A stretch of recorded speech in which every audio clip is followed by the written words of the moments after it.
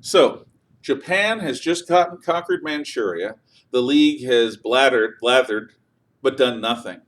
And Japan got away with it. The bullies and villains around the world take note that the armies of the West, the British and French, do not come marching in to save poor Manchuria. Far from it. They ultimately say, well, it's a fait accompli, an accomplished fact. There's nothing we can do. Oh, I guess we're just going to have to accept it as the new normal.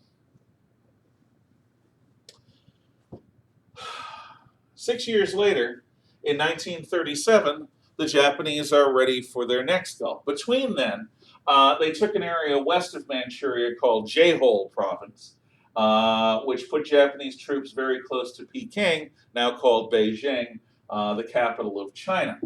So, in 1937, there is a general attack from Manchuria and J-Hole into China, and from various coastal positions, which the Japanese control in Shanghai and elsewhere, attacks from many quarters to bring at least coastal China under Japanese rule.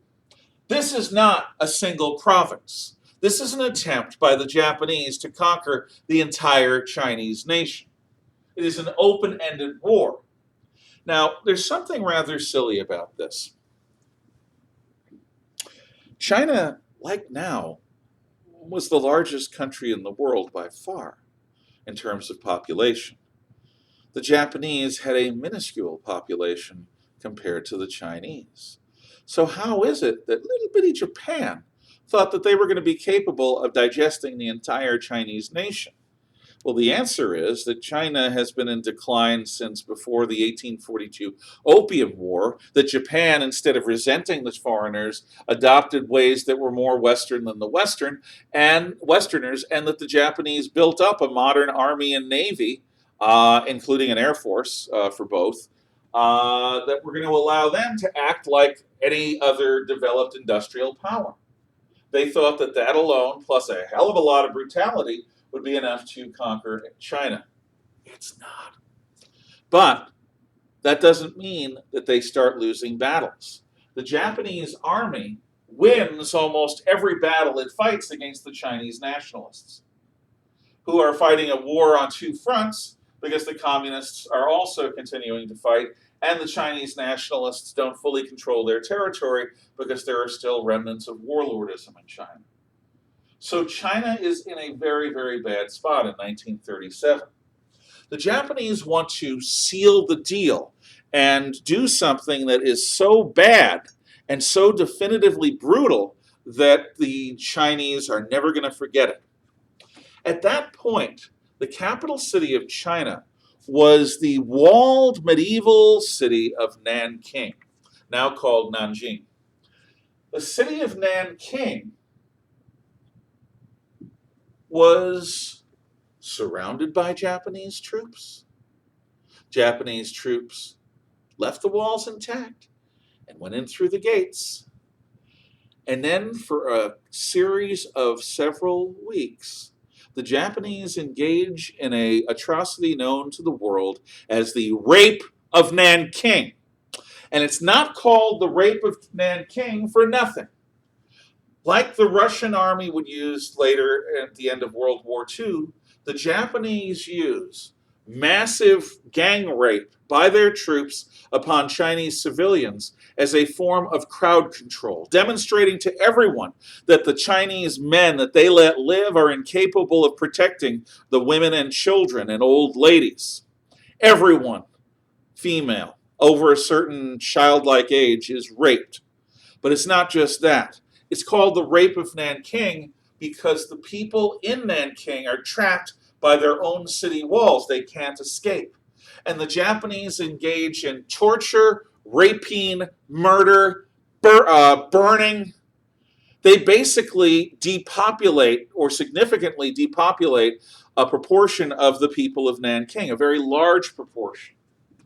They don't need to do any of this. It's not about victory.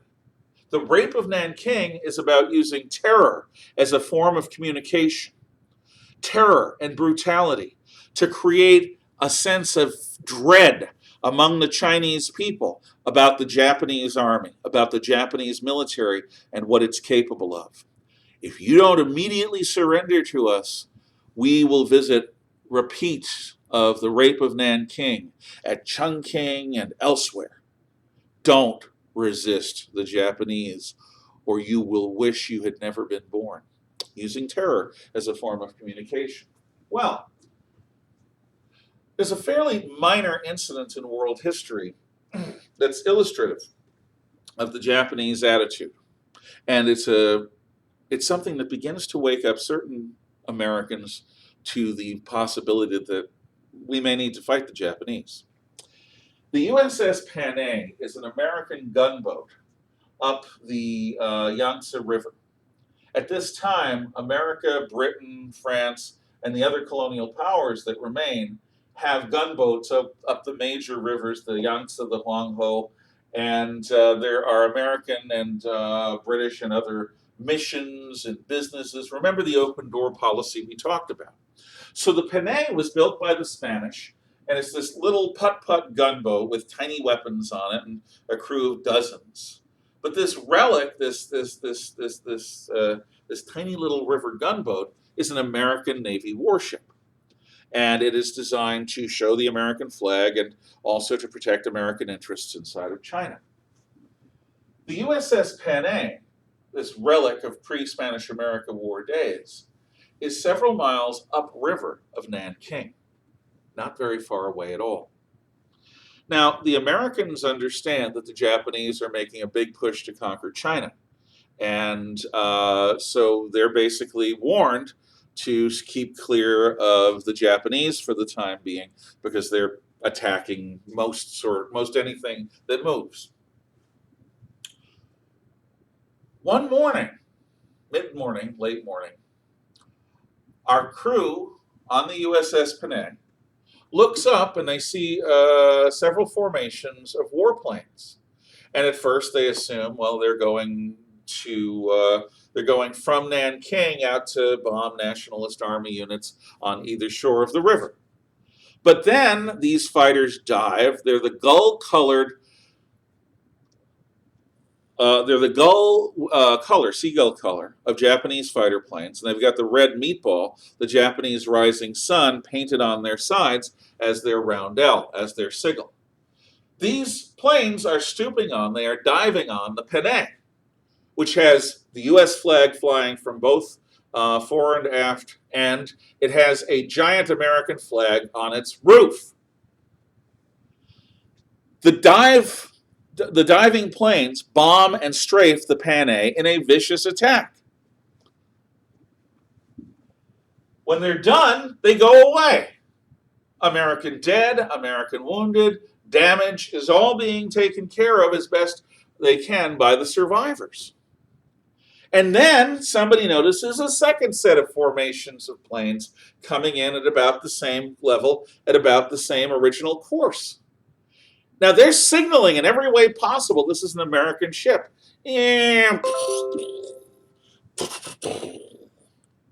So, what to do? Well, the ship is sinking. So the officers and men who survive take the wounded off, and they go to the shore of the Yangtze River.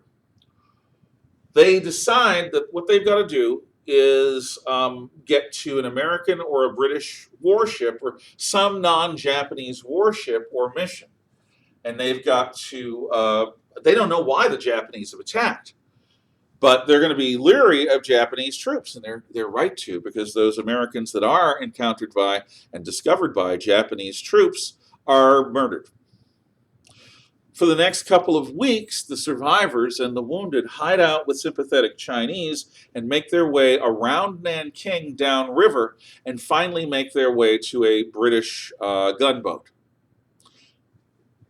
The Japanese try to then intimidate the British into letting the Americans go because the Americans are accused of being involved in some kind of war crime. The British say no, and ultimately the Japanese let the British leave with the Americans on board. So why did they do it? Why did the Japanese military attack an American gunboat that was clearly an American gunboat? Well, the answer is simple. Japan's conquering China. Japan is not conquering China to allow the other treaty powers from the open door policy days to exploit China.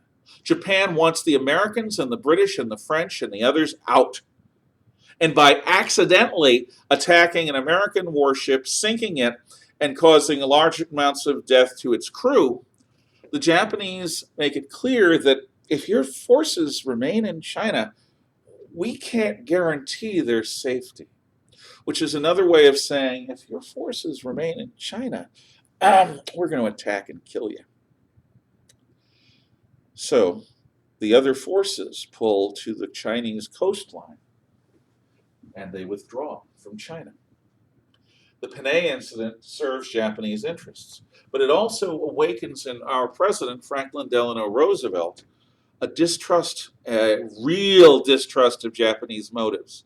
It was an act of war. He does what he can to tamp down the story and make sure it doesn't become something that the American people get really furious about. Because in 1937, the Americans are not ready psychologically, economically, militarily, and any other way to go to war with Japan. But Roosevelt and his key advisors come to the conclusion that sooner rather than later, the Japanese are going to do something that are going to force us to fight them. So from the Panay incident of 1937, there are powerful Americans who see war with Japan as being much more likely than not. Next, we'll talk about Italy.